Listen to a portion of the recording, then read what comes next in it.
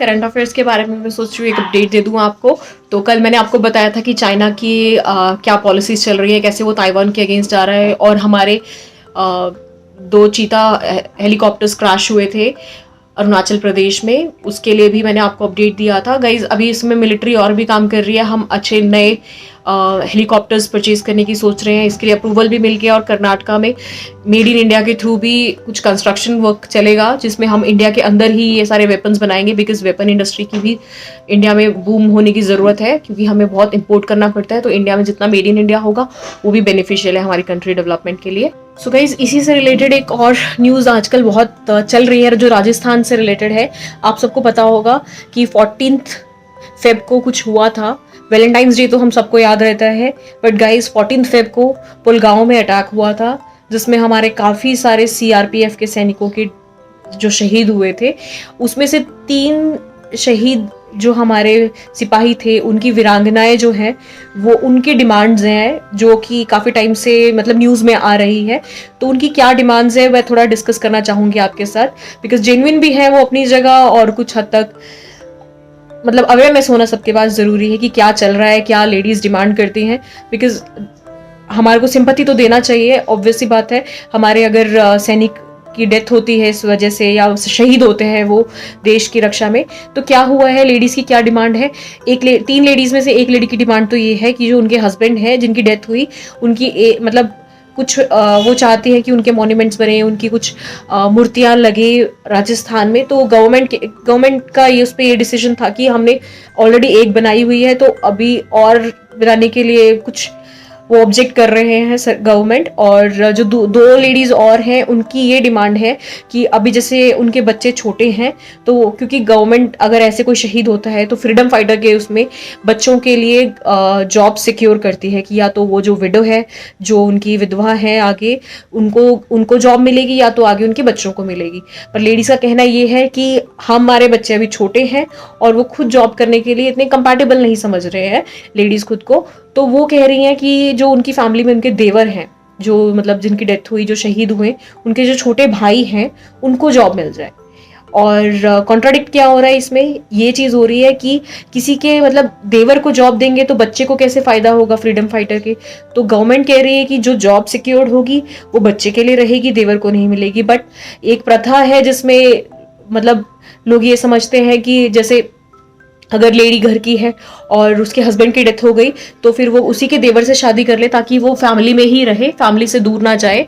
तो इस वजह से लेडीज़ भी सोचती हैं कि अब मतलब जब बच्चा बड़ा होगा वो तो मतलब उसकी परवरिश के लिए कम से कम 10-15 साल लग जाएंगे, तो फिर वो लेडीज़ इसलिए डिमांड उठा रही हैं कि उनके देवर को जॉब मिल जाए। बट इसी बीच कुछ नेता थे जो उनके पास विजिट किया, उन्होंने कहा हाँ हम तुम्हारी डिमांड फुलफिल कर देंगे। बट उसके बाद क्या हुआ, उसके बाद वो कॉन्ट्राडिक्ट्स में चला गया, वो लेडीज़ का डिमांड फुलफिल नहीं हुई। काफ़ी टाइम हो गया गाइज ये पुलगांव अटैक को, बट उनकी डिमांड्स अभी तक फुलफिल नहीं हुई हैं। और वो लेडीज़ सीएम से मिलने चली गई, बट लेडीज़ के अकॉर्डिंग वहाँ उनके साथ पुलिस वालों ने बदतमीजी करी, तो उनकी कंप्लेन में ये भी दर्ज हो गया। और फाइनली इससे फिर जो सीएम है राजस्थान के, वो अगेंस्ट में हो गए लेडीज़ के, कि इनकी डिमांड्स में अब पुलिस के अगेंस्ट भी खड़ी हो रही हैं, तो अब हम पुलिस के अगेंस्ट भी एक्शन लेंगे। तो पॉसिबल उनको नहीं लगा ये चीज़, तो माइट भी इस वजह से अब उन्होंने उनकी डिमांड्स ही खारिज कर दी। तो वहाँ पे जो गवर्नमेंट है अभी उनके अगेंस्ट बीजेपी एक्शन लेने का सोच रही है। और ये न्यूज़ में यही चीज़ वायरल हो रखी है कि राजस्थान की जो वीरांगनाएं हैं वो इस चीज़ के लिए आगे अपना वॉइस रेज कर रही हैं। और गाइज आपने देखा होगा आजकल न्यूज़ में बैंक्स की, काफ़ी बैंक्स जो हैं वो डूब रहे हैं। यूरोपियन बैंक में से एक ही बैंक है जो कि इस समय न्यूज़ आई है कि वो भी डूब गया। इससे पहले 2 बैंक और थे जो डूब चुके हैं। तो डूबना मतलब कि उनके पास जब उनसे विड्रॉ करने के लिए कोई पैसे जाएगा, उनके पास उतना अमाउंट नहीं होता जितना डिपॉजिटर ने डिपॉजिट किया होता है। तो इसी रिलेशन में आपने सुना होगा सिलिकॉन वैली जो कि यूएस का बैंक है, इसमें भी यही कंडीशंस आई थी। और यहाँ पीछे मौली घूम रही है, कहाँ घूम रहे हो मौली। और सिग्नेचर बैंक में भी ऐसा ही हुआ था, सिलिकॉन वैली बैंक और सिग्नेचर बैंक। इसके बाद जो हमारा तीसरा बैंक है क्रेडिट स्विस बैंक, अब उसके ऊपर भी यही कंडीशन आ गई। क्रेडिट स्विस ये स्विट्जरलैंड का बैंक है, बट यूएस में इसके काफ़ी ज़्यादा वर्किंग है। और हुआ क्या एक्चुअली, इसके 10% शेयर्स जो थे वो चल रहे थे हमारे सऊदी के पास, और सऊदी ने विड्रॉ करने का रिक्वेस्ट रेज किया, बट वो बैंक फुलफिल नहीं कर पाया, तो इस वजह से इस बैंक के फेल होने का भी सामने आया है। 20% शेयर में इसके मार्केट में फॉल हो गया इसके। जैसे इंडिया में आरबीआई है, एसबीआई है ना, टू बिग टू फेल, बहुत बड़ा बैंक है कि वो फेल हो जाए, इसी तरीके से वहां पर ये क्रेडिट स्विस बैंक है यूरोपियन नेशन का, और बट इस समय इसकी कंडीशन सही नहीं चल रही है। और एक और चीज गाइज, अभी यूएस में जो बाइडेन चाह रहे थे, जो उनके राजदूत है जिसको एम्बेसडर कहते हैं, वो अपॉइंट करना चाह रहे थे गारसिटी को, और अब फाइनली वो अपॉइंट हो गए हैं। वो काफी टाइम से चाह रहे थे कि उनको एम्बेसडर अपॉइंट करें, बिकॉज वो इंडियन नेशंस के फेवर में बात करते हैं, और उनको वो इंडिया भेजना चाह रहे थे कि इंडिया भेजेंगे और उनके रिलेशन अच्छे हों हमारे इंडियंस के साथ।